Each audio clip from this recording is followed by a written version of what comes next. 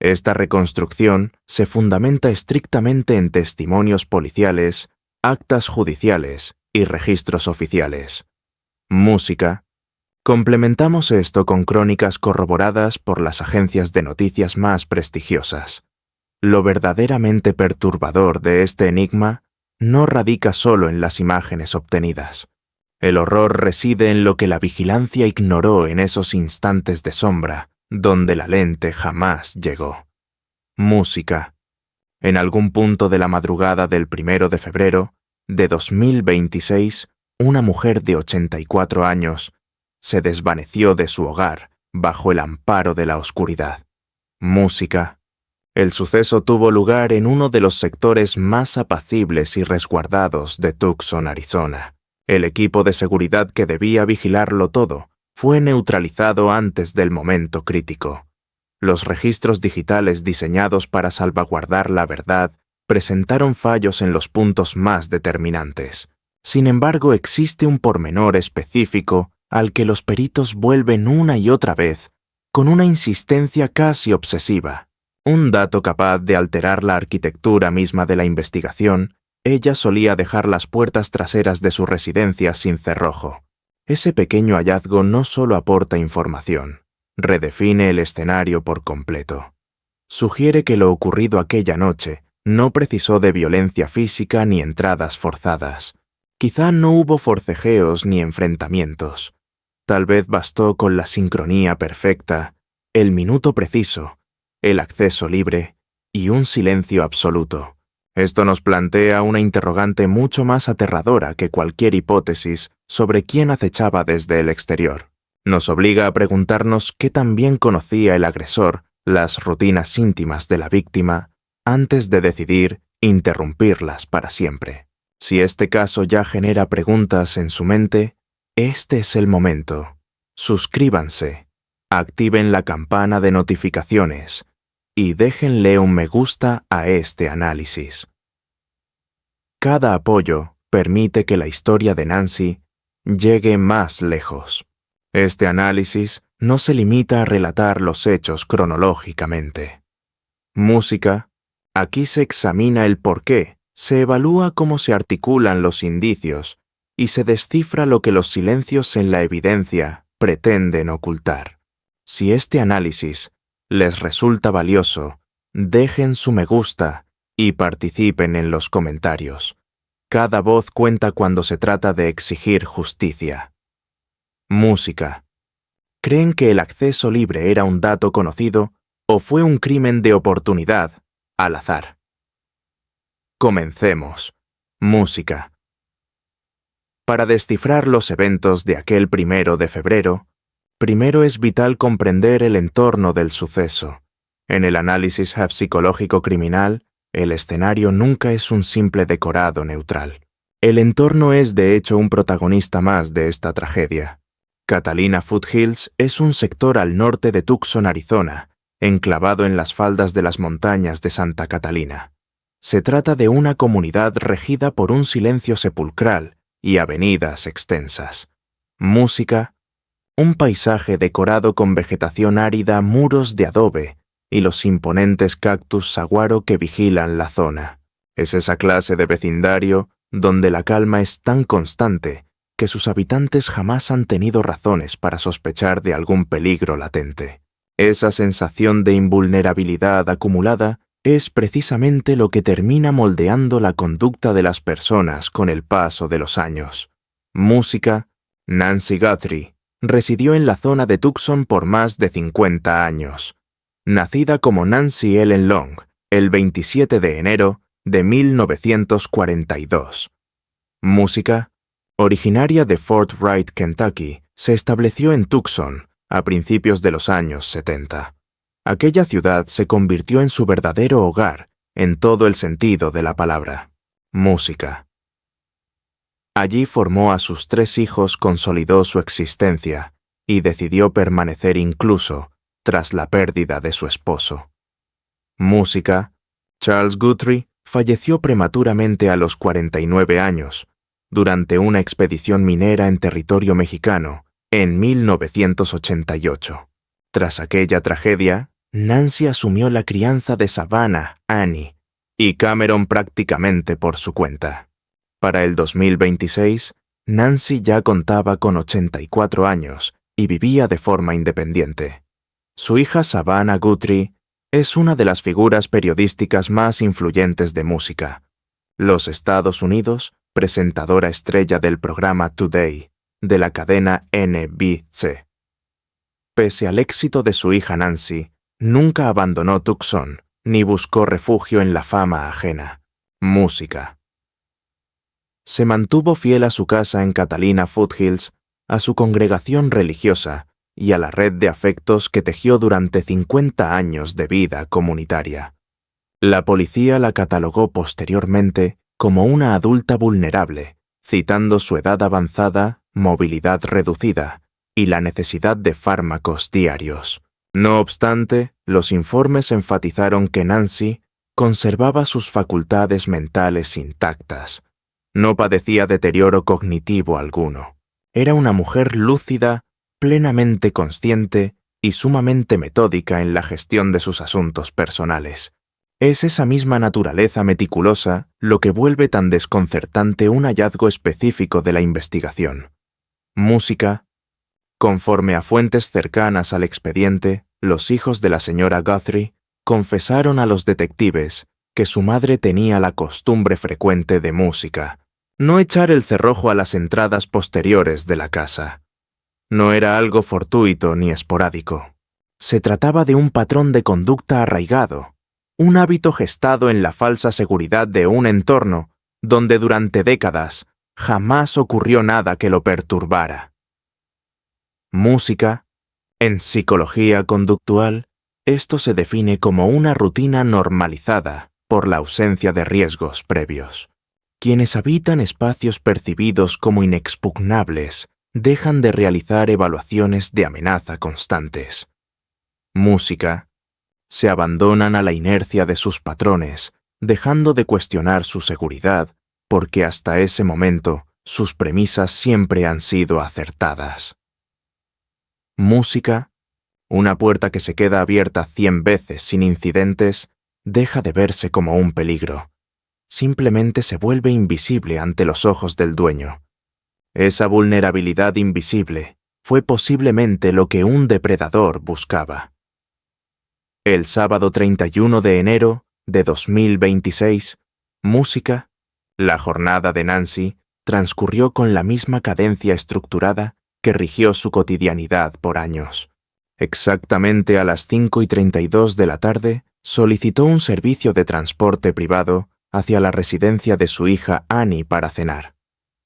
Música. El conductor de Uber interrogado y posteriormente exculpado por los detectives, facilitó los registros de la cámara interior de su unidad.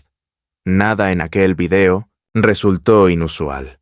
Nancy llegó a su destino y dedicó la tarde a cenar, conversar y entretenerse, con juegos de mesa, junto a sus parientes, desenvolviéndose con la naturalidad de alguien cuya vida social se mantenía plena y efervescente. Los investigadores desglosaron minuciosamente cada etapa de esa cronología. Rastrearon cualquier indicio que sugiriera una vigilancia previa, algún rastro que delatara que la habían seguido, o señales de que una amenaza latente acechara durante las horas de luz. No hallaron anomalías, ni rostros recurrentes, ni vehículos sospechosos, ni advertencia alguna de que la tragedia que se gestaba para esa noche fuera ya perceptible de alguna forma. Este detalle técnico es fundamental, pues nos revela la naturaleza psicológica de lo que aconteció después. Un acto criminal que resulta invisible durante el día previo es o una coincidencia fuera de lo común, o una estrategia orquestada mucho antes. Aproximadamente a las 9:48 de la noche, Tomás Ochión, esposo de Annie, escoltó a Nancy hasta su domicilio. El portón del garaje se activó a las 9:48, cerrándose 2 minutos después. El sheriff Chris Nanos comunicó oficialmente que en ese preciso instante las autoridades asumieron que Nancy ya estaba a salvo alistándose para dormir. Chion se marchó. Todo proyectaba una calma absoluta con cada cosa en su lugar correspondiente. No obstante, durante las próximas 4 horas, el rastro informativo se desvanece. Esa quietud no resulta extraña bajo un análisis superficial. El mundo duerme y las rutinas se apagan. No existen motivos lógicos para exigir una bitácora de cada segundo transcurrido desde que una mujer llega a su casa. Sin embargo, ese vacío se torna inquietante cuando se comprende lo que ya estaba operando fuera de su propiedad, probablemente mucho antes de aquella fatídica madrugada. Debido a que el 31 de enero no fue el inicio, sino el posible desenlace de una cacería iniciada semanas atrás. Los agentes que peinaron el vecindario tras la desaparición de Nancy no solo indagaban sobre el 31 de enero, también preguntaron por el 11 de enero de 2026, un domingo, situado exactamente 21 días antes de que Nancy se esfumara. También mostraron interés por el sábado 24 de enero, una semana antes del suceso. Solicitaban específicamente las grabaciones de seguridad de esas fechas, con un enfoque particular en las horas más profundas de la noche. Diversas fuentes señalaron que la policía buscaba evidencias de un automóvil sospechoso merodeando vía entrada una calle sumamente próxima a la residencia de Nancy. Investigaban si aquel vehículo había realizado apariciones recurrentes en la zona. Intentaban reconstruir si un depredador había estado vigilando el inmueble, descifrando sus movimientos y patrones antes de que llegara el 1 de febrero. Si esta hipótesis es correcta, la calma de esa noche no representa un espacio en blanco, sino el preludio final de un plan macabro que llevaba semanas en desarrollo. A la 1:47 de la madrugada del 1 de febrero de 2026, el registro digital del hogar de Nancy Guthrie comenzó a revelarse. El timbre inteligente, un equipo Google Nest, situado en el acceso principal, se desconectó bruscamente. No fue por un apagón ni por un desperfecto técnico del sistema, sino de una forma que gritaba una intervención deliberada. Ese instante es el primer punto del historial donde la intención criminal se vuelve tangible. Inhabilitar una lente requiere saber con certeza que la cámara está ahí. Exige comprender el funcionamiento del dispositivo y tomar la decisión de anularlo antes de dar cualquier otro paso. Nadie desactiva un sistema de vigilancia por error. Se hace bajo la premisa de que lo que va a suceder no debe tener testigos. Sin embargo, es aquí donde la narrativa forense adquiere una complejidad psicológica superior a lo que aparenta.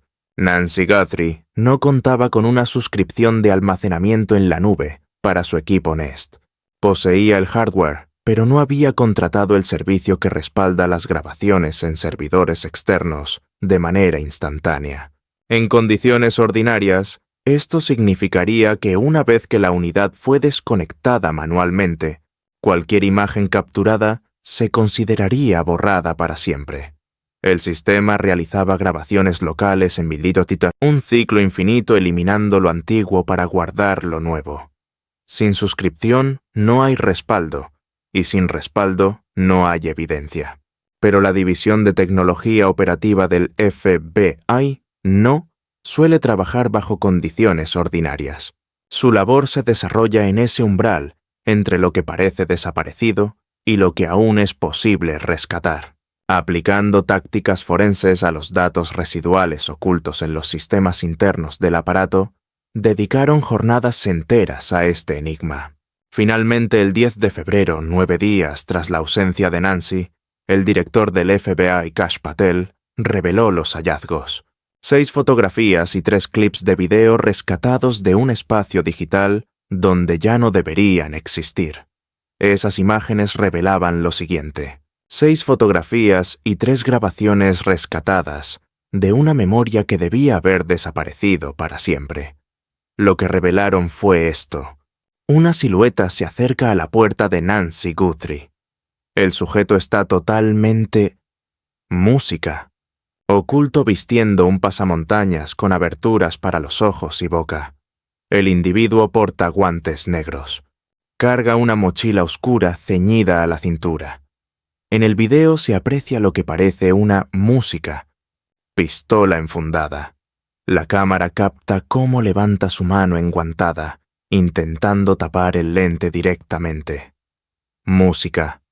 Al fallar el intruso se inclina, arranca una planta del jardín frontal de la propiedad y la usa para obstruir la visión. Entonces, ocurre la desconexión a la 1:47. Son decisiones: tapar el lente, improvisar con el entorno y neutralizar el sistema antes de actuar. Música. La secuencia revela a alguien capaz de razonar, adaptarse y resolver problemas bajo una presión extrema. Muestra a un sujeto consciente de que la cámara era un obstáculo previo a cualquier otra acción. Música. El peritaje forense del video realizado por la unidad especializada del buró incluyó una tabla osteométrica, herramienta técnica de estatura usada para calibrar medidas precisas, comparándolas con las imágenes de las grabaciones. Con esta técnica determinaron que el sospechoso es varón de unos 5 pies, con 9 o 10 pulgadas. El análisis forense de imagen identificó un bigote oscuro, visible en ciertos fragmentos de la cinta. La mochila fue identificada mediante análisis de imagen como una Ozark Trail de senderismo de 25 litros. Ozark Trail es una marca de distribución propia vendida exclusivamente en las tiendas de Walmart. El alguacil Nanos describió el hallazgo de la mochila como una de las pistas más prometedoras. Los agentes revisaron las cámaras de los Walmart en Tucson. La empresa entregó registros de compras de los meses anteriores. Luego a las 2:12 de la madrugada, 25 minutos tras el apagón, un sensor detectó una presencia que el software calificó como una persona. No hubo video. El sistema ya había sido saboteado, pero el registro de tiempo logró sobrevivir. Detectaron a alguien frente a la casa a las 2:12. 16 minutos después, las 2:28, la aplicación del marcapasos en el teléfono de Nancy perdió la conexión con el dispositivo pectoral. Ese rastro digital de las 2:28 podría ser el dato más crucial de este caso. Como el enlace entre el monitor del marcapasos y el teléfono depende estrictamente de la proximidad, el aparato opera en un rango específico. Si se corta la distancia entre ambos, superó ese límite. El móvil de Nancy estaba dentro, nunca se movió. A las 2:28, Nancy sí lo hizo. Hay una cronología, pero una secuencia de hechos no es una explicación. Son solo datos que dejan la duda principal: ¿cómo entró? Esa pregunta genera más controversia de lo que parece. Una fuente de la prensa familiarizada con el caso reportó que hallaron señales de entrada forzada. Otros informes sugieren evidencia dentro de la casa consistente con un secuestro ocurrido durante la noche. Sin embargo, cuando preguntaron al alguacil Nanos sobre esto en rueda de prensa, evitó confirmarlo. Música. El alguacil respondió con una postura deliberadamente hermética, confirmando únicamente que las autoridades habían mantenido una línea de actuación consistente desde el primer momento. En una investigación criminal activa, ese hermetismo no es evasión, es una señal. Las autoridades no eluden responder sin una razón de peso que proteja la integridad del proceso. Se niegan a contestar porque música, la respuesta sigue bajo estudio, o porque confirmarlo pondría en riesgo el éxito de la investigación. Como sea, ese silencio es un dato relevante. Pero un detalle arquitectónico vuelve esto muy significativo. Música. La casa de Nancy tiene una puerta de seguridad metálica. Según expertos policiales que analizaron el caso, ese acceso sería extremadamente difícil de vulnerar desde afuera. Algunos investigadores concluyen que sería casi imposible forzarla desde el exterior sin dejar una evidencia clara. Esta observación sugiere la posibilidad de que una segunda persona ya estuviera dentro de la propiedad, justo cuando la figura enmascarada aparecía frente a la entrada principal aquella madrugada.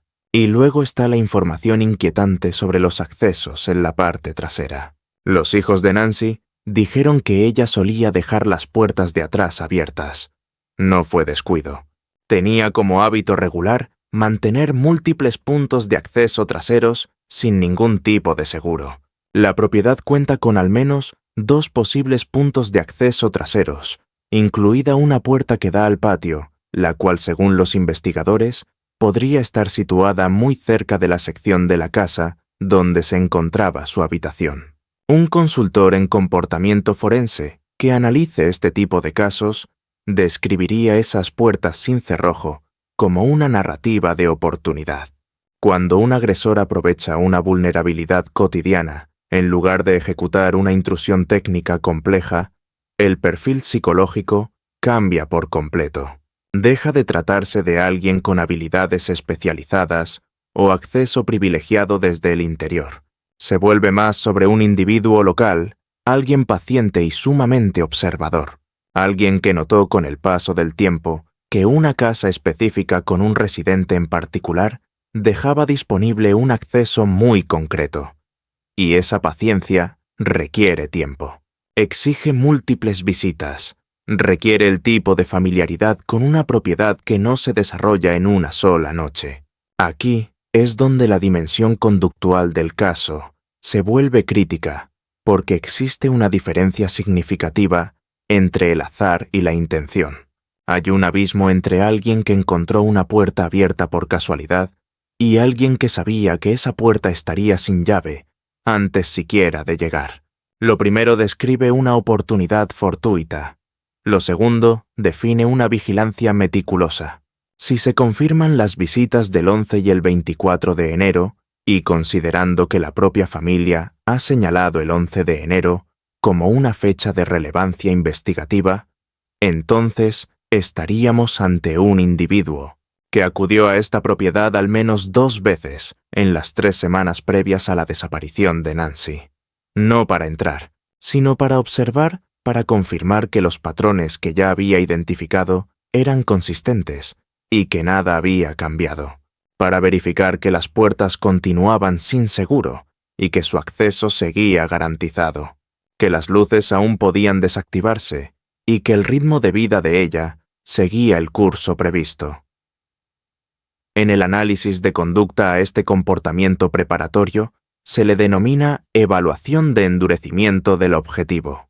El agresor potencial no solo está identificando a una víctima, está estudiando sus defensas, está poniendo a prueba el entorno, está confirmando que las variables observadas desde la distancia se mantienen bajo un escrutinio mucho más cercano.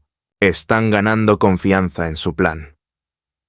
El exagente del FBI Eric Dickerson, al comentar públicamente el caso, sugirió que según la información limitada, el sujeto se acercó a la puerta principal. El método más simple que utilizan estos depredadores es sencillamente tocar a la puerta. Tocar y esperar una respuesta, o esperar a que alguien abra voluntariamente para luego proceder. Esa es una posibilidad escalofriante. Un golpe a las 2:12 de la madrugada. Una voz que se identificó de una forma que no representaba una amenaza inmediata para ella. Un breve momento de interacción en el umbral que le dio a la situación su apertura inicial y fatal. Piensen en lo que eso requeriría. A las 2 de la mañana, una mujer de 84 años escucha algo extraño en su puerta principal. En la mayoría de las circunstancias, esa situación genera una alarma instantánea. No es una hora normal ni un sonido que deba ignorarse. El instinto natural dictaría quedarse inmóvil, llamar a alguien por teléfono y no abrir la puerta bajo ningún concepto. Pero el instinto puede ser anulado por una voz que suena familiar o por un escenario que parece verosímil. Por esa suposición forjada, tras décadas de seguridad en un vecindario tranquilo, de que cualquier presencia en la puerta tiene una explicación lógica, que probablemente no sea nada grave, y que existe una razón sencilla para la interrupción del sueño. Ese es el mecanismo preciso que hace posible este tipo de crímenes psicológicos. No requiere que la víctima sea ingenua, solo requiere que la situación se presente de tal forma que por unos breves segundos parezca algo que puede ser comprendido. Y esos pocos segundos de duda son todo lo que el agresor necesita para actuar. La otra posibilidad es que ya estuviera dentro antes de que la cámara lo captara en el frente, que entrara por una puerta trasera que, como describieron los hijos de Nancy, solía quedarse sin cerrar, y que su aparición en la entrada principal no fuera su punto de ingreso, sino su estrategia de salida final. Ambas posibilidades concuerdan con la evidencia que se conoce públicamente hasta ahora. Ninguna ha sido confirmada ni descartada. Esa ambigüedad es el núcleo más oscuro de este caso. ¿Cuál de estas dos posibilidades de acceso encuentran más verosímil? Según los indicios analizados, dejen su teoría en los comentarios. Entre la detección de una persona por la cámara a las 2:12 de la mañana y la desconexión de la señal del marcapasos a las 2:28, transcurren 16 minutos. Pero antes de esa detección hay un vacío mayor. Desde la 1:47 de la mañana, cuando se desconectó la cámara, hasta el movimiento registrado a las 2:12, pasan 25 minutos. Y surge entonces la pregunta inevitable de qué sucedió exactamente dentro de la casa durante ese lapso de tiempo. En los casos donde alguien entra a un lugar con un objetivo claro y bajo control, el tiempo suele comprimirse para minimizar la exposición. Se busca completar el objetivo y marcharse antes de que las variables cambien. Cuanto más tiempo permanece alguien en la escena mayor, es el riesgo de ser detectado. Mayor es la probabilidad de que ocurra algo inesperado que arruine el plan. 25 minutos entre la desactivación de la cámara y la detección de movimiento sugieren una presencia prolongada. Sugieren tiempo invertido en algún lugar de la propiedad distinto a la entrada principal, moviéndose en las sombras del interior. 25 minutos entre la desconexión del lente y el sensor de movimiento sugieren algo perturbador. Ese tiempo no transcurrió en la entrada, sino en un sitio oculto. Los indicios sugieren un tránsito pausado por la propiedad hasta interceptar a Nancy. Pasaron 16 minutos más antes de que el marcapasos se apagara. Algo demandó tiempo en ese hogar. Música. Algún factor exigió ajustes o decisiones complejas en una situación que se negaba a resolverse de forma inmediata desde el principio hasta su cierre. Al contrastar esos vacíos temporales con los rastros de sangre hallados en el acceso principal, la escena cobra un sentido distinto. En el porche delantero no se observa una operación ensayada. Lo que surge es una secuencia que debió adaptarse sobre la marcha ante lo inesperado. Música. Valoremos lo que significan 41 minutos acumulados en el contexto de un suceso criminal de esta magnitud. Si el objetivo era la extracción silenciosa, permanecer 41 minutos en la propiedad representa un riesgo temporal demasiado elevado. Es un lapso suficiente para que las variables del plan original se alteraran de manera drástica e irreversible. Tiempo de sobra para una reacción fortuita. Suficiente para que un escenario bajo control terminara exigiendo una gestión crítica en tiempo real. Esa presencia extendida es el rasgo conductual más relevante de la cronología, pues nos revela un dato específico y perturbador. Algo específico. Nos indica que el intruso se topó con un inconveniente que le exigió una respuesta, para la cual no estaba plenamente preparado. No fue necesariamente un altercado físico, sino una variable que irrumpió en la secuencia y obligó al sujeto a invertir tiempo extra. El rastro hemático del porche es un detalle forense que merece una inspección microscópica por parte de los investigadores. Se localizó afuera en la entrada frontal del inmueble. Las gotas cayeron siguiendo un patrón que los peritos calificaron como casi vertical. Esto sugiere que la fuente del sangrado se movía con extrema lentitud o estaba estática al momento de la caída. En el análisis de patrones de manchas, las gotas marcadamente verticales delatan una fuente de baja velocidad. Indican a alguien que no corría ni forcejeaba violentamente, sino que se desplazaba de forma pausada y contenida. Ese detalle sitúa el punto de escalada física en el umbral exterior y no en las profundidades de la vivienda. Informa a la investigación que el momento físico más crítico sucedió en la entrada, lejos de los pasillos o las habitaciones interiores. Existe un factor determinante relacionado con la ubicación exacta de esos restos de sangre. La sangre estaba en el porche exterior. Si la lucha principal hubiera ocurrido adentro, la evidencia interna sería significativamente más abundante. El hecho de que las pruebas confirmadas públicamente se ubiquen en el exterior, justo en el punto de salida, es revelador. Los investigadores ratificaron que los rastros se encontraban afuera, marcando el umbral exacto del escape. Esto sugiere que la transición hacia la calle fue el detonante de la violencia física. No fue el ingreso, sino la salida. Esa distinción es vital. Sugiere una secuencia que inició bajo un dominio total, pero terminó envuelta en una urgencia absoluta. Independientemente de lo ocurrido en esos 41 minutos previos, el momento de la salida fue el instante del caos evidente. Antes de que Nancy fuera retirada de su casa, la situación se tornó físicamente manifiesta justo al cruzar la puerta. La evidencia no surgió en una habitación profunda, sino en el límite entre el refugio y el exterior, en el punto de partida. Esto nos devuelve al interrogante sobre el comportamiento del sujeto. Lo ocurrido en ese umbral es el eje central del caso. Todo lo anterior fue preparación, lo posterior una cadena de consecuencias. Examinemos ahora lo que las pruebas revelan sobre este individuo desde un ángulo estrictamente conductual y psicológico. Él conocía la ubicación de la cámara. Se encargó de neutralizarla antes de proceder con cualquier otra etapa de su plan. Utilizó lo que tenía a mano cuando su primer intento por inhabilitar el lente no dio el resultado esperado. Esto demuestra compostura bajo presión, pero no pericia profesional. Un experto habría traído herramientas específicas para el sabotaje. Improvisó con una planta del patio. Estaba armado. La funda en el metraje indica que anticipaba el uso de la fuerza.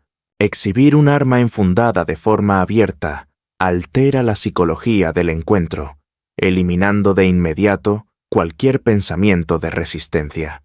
Al instante, borra la posibilidad de que la víctima considere que oponerse es una opción viable. Cargaba una mochila Ozark Trail Hiker, un modelo de 25 litros que se vende exclusivamente en las tiendas Walmart. No hablamos de equipo especializado o táctico, sino de un artículo de consumo genérico y fácil de conseguir. Elegir ese bolso apunta a una limitación de recursos o a la selección de algo común para evitar ser rastreado. Pagar en efectivo en un Walmart de Tucson, un entorno de altísima concurrencia, deja una huella forense casi inexistente para los peritos. En el video se distingue un bigote negro. Los peritos identificaron este rasgo mediante una mejora digital de la imagen. Este detalle era perceptible, a pesar de la máscara, lo que indica que sobresalía por el borde inferior en ciertos ángulos. Posiblemente se trataba de un rasgo físico que se extendía fuera del límite de la protección facial durante el movimiento. Los guantes hallados a 2 millas de la finca y otros a 10 millas sugieren un plan de desecho premeditado. No fue un impulso de pánico, sino el rastro de alguien que analizó fríamente dónde abandonar la evidencia. Se analiza el ADN hallado en la escena que no pertenece a Nancy ni a su círculo cercano. El reto es que los forenses temen que la muestra no logre generar un perfil genético lo suficientemente íntegro para ser cotejado contra el registro nacional. Los perfiles parciales permiten usar genealogía forense para reconstruir árboles familiares, una estrategia que ya se está implementando. Este comportamiento revela a un individuo dotado de una preparación selectiva y una notable serenidad operativa. No es un agente profesional, pero tampoco un novato actuando por mero instinto. Es un punto medio, alguien que previó varias contingencias, pero no fue capaz de cubrirlas todas.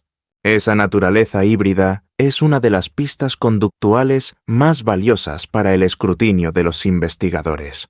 Sugiere a alguien cercano a la situación para observarla, pero no tan ajeno como para actuar de forma abstracta. Ese nivel de planificación, la máscara, el sigilo ante las cámaras, y el equipo delata un conocimiento íntimo del objetivo. Pero el bloqueo torpe de la lente y el tiempo excesivo dentro de la propiedad, así como la sangre en la huida, exponen un imprevisto no calculado. ¿Cuál fue ese factor que lo descolocó? En esta fase de la pesquisa, existen dos teorías clave basadas en la evidencia conductual. La primera plantea un secuestro dirigido con fines económicos. Bajo este prisma, el atacante habría seleccionado a Nancy Guthrie con una intención absoluta y fría. Su relación con uno de los periodistas más famosos del país era un dato de conocimiento público. Las notas de rescate enviadas a los medios días después de su desaparición contenían detalles específicos sobre su hogar y la ropa que vestía la noche en que se la llevaron. Tanta precisión delata que el autor conocía la escena o manejaba información que el público jamás debió conocer. La vigilancia detectada el 11 y el 24 de enero encaja en este modelo de planificación delictiva. El equipo especializado que portaba refuerza esta misma hipótesis. Inutilizar la cámara antes del golpe es clave.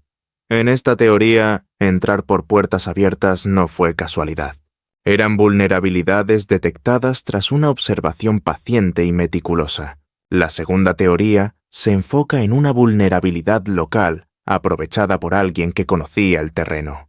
Un sujeto que notó que una mujer mayor sola solía dejar sin llave los accesos traseros de su casa, que las luces exteriores podían anularse y que la finca tenía puntos ciegos que la cámara frontal ignoraba. Alguien que quizá no buscaba un secuestro, sino que simplemente acechaba esperando el momento justo. Ambas teorías no se excluyen entre sí. Un observador local pudo haber enviado los mensajes extorsivos a posteriori. Un individuo de la zona con una familiaridad creciente con la finca pudo improvisar el rescate. Exagentes del Buró Federal describen estas comunicaciones como un fenómeno sumamente atípico. No hubo contacto directo con la familia por parte de un captor cuya identidad fuera confirmada. Los plazos expiraron sin señales. La falta de un canal de negociación real no encaja con un secuestro planificado. Parece más bien un crimen donde la extorsión fue una idea tardía tras el acto inicial. O quizá el móvil original era otro, y se intentó disfrazar de secuestro una vez cometido el hecho. Los analistas policiales han puesto sobre la mesa un tercer elemento inquietante. El portón de seguridad casi imposible de forzar desde afuera sugiere que la brecha vino desde el interior. Esto hace sospechar que un segundo implicado ya estaba dentro cuando el sujeto enmascarado apareció en la escena. En la entrada principal, una operación coordinada explicaría por qué los tiempos no coinciden con la actuación de un solo individuo. Para el 24 de marzo de 2026 no hay arrestos, no hay sospechosos identificados, ni la familia ha recibido una prueba de vida real. Al mirar el cuadro completo, no vemos azar, sino una tragedia facilitada por capas de familiaridad y vigilancia. Una red de accesos vulnerados y resoluciones calculadas por un individuo que acechaba en las sombras mucho antes de aquel 1 de febrero. Nancy Guthrie había alcanzado los 84 años de edad. Dedicó 5 décadas a forjar su existencia en Tucson, criando a 3 hijos y sosteniendo una fe inquebrantable. Era un pilar de su comunidad, asistiendo sin falta cada domingo y manteniendo su hogar sin cerrojos, confiando en la paz de su vecindario. Irónicamente, fueron esas mismas virtudes, la constancia de sus hábitos y la transparencia de su casa, lo que la expuso ante una mirada perversa. Su hija Savannah ha reiterado públicamente una convicción inquebrantable. Cree que su madre continúa con vida y debe regresar a casa. Ese clamor resume lo que su familia ha repetido sin descanso desde el primer día. El expediente continúa abierto. De hecho, agentes federales regresaron al sector de Catalina Foothills apenas este mes. Indagaron sobre inmuebles desocupados y rastrearon a los trabajadores de construcción que operaban en la zona. Buscan registros de cualquier individuo que haya transitado por el vecindario durante el mes de enero de 2026. Las evidencias siguen bajo análisis pericial. El ADN continúa siendo procesado. La respuesta definitiva aún aguarda en algún lugar. La recompensa por datos que permitan localizarla e identificar a los responsables asciende a $1 millón por parte de la familia Guthrie. A esto se suman $100,000 ofrecidos por el FBI. Cualquier detalle, por insignificante que parezca, debe ser comunicado al 1-800-225-5324. Ahora analicemos esto. ¿Fue un plan meticulosamente orquestado? ¿Se gestó durante años? ¿O surgió un imprevisto en ese instante crucial que alteró por completo el curso de los hechos? ¿Qué creen que cambió el desenlace? Compartan sus teorías y análisis en la sección de comentarios. Si buscan profundizar en el análisis de conducta y evidencia digital en crímenes reales, suscríbanse y activen las notificaciones de este espacio. Porque en ocasiones el factor determinante no es lo que ocurrió inmediatamente después de la tragedia, sino el escenario que se fue montando meticulosamente mucho antes de aquella fatídica noche. Este relato se presenta con absoluto respeto hacia Nancy y sus allegados. Buscamos la verdad examinando las pruebas, no el morbo. No pretendemos explotar la tragedia. Nancy merece regresar a su hogar y su familia necesita obtener respuestas definitivas. Si este análisis les importó, denle me gusta. Suscríbanse y activen la campana de notificaciones. Los esperamos en el próximo caso. ¿Quién creen que está detrás de la desaparición de Nancy Guthrie?